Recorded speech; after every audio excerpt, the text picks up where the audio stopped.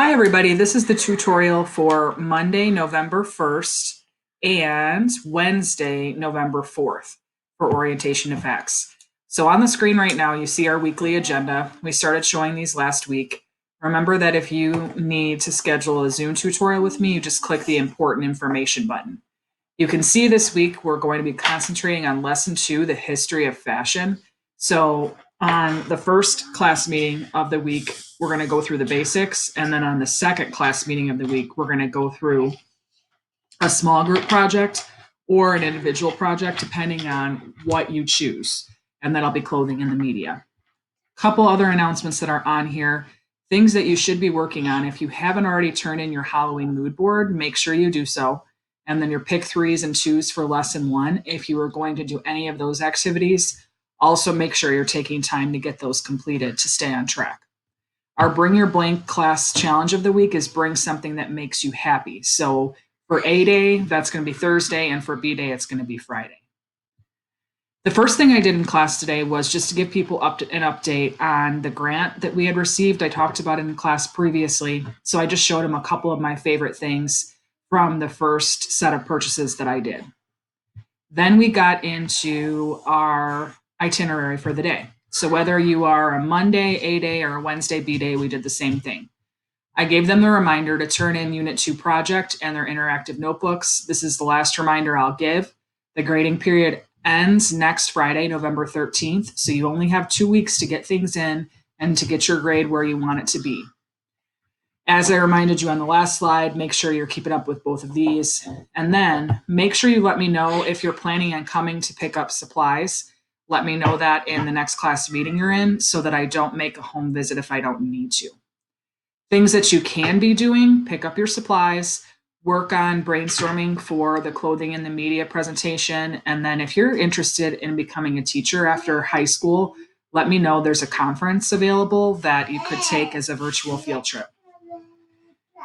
Last thing, right on the right-hand side here.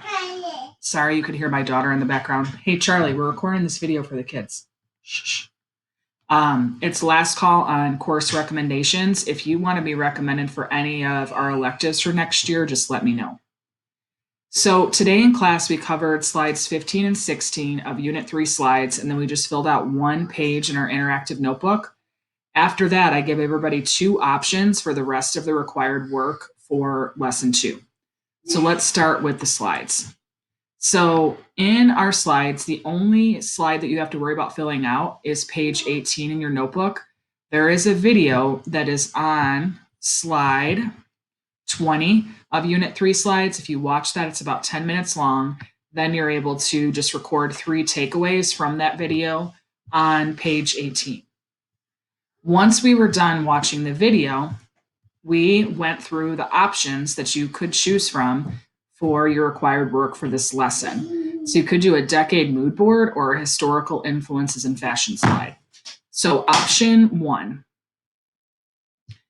you would create a mood board similar to what you did for the Halloween mood board assignment. You would include 5 images this time, and you would choose a decade that was described in the slides that I attached right here. So this gives you a bunch of different decades and gives you some history of the fashion in the said decades. So you would just choose one of those, the 70s, 80s, 60s, and so on, to focus on. You would put your 5 items on your mood board, and then you would describe how those pictures showed the decade that you chose. Your second option was similar in that you're still looking at accessories and clothing items in the different decades, but you're choosing just one to focus on. So you can see in my example, I chose scrunchies, and then I just filled out the prompts that are in the shapes on your template. So you can go through that one, or you can go through this one, complete either one, and then where you're going to turn that in is under what I need to complete before our next class. Lesson 2 options in class assignment. So you go ahead and turn that in there. If you have any questions at all, please let me know via email or in our next class meeting. Hope you're having a great day, and I'll see you next time.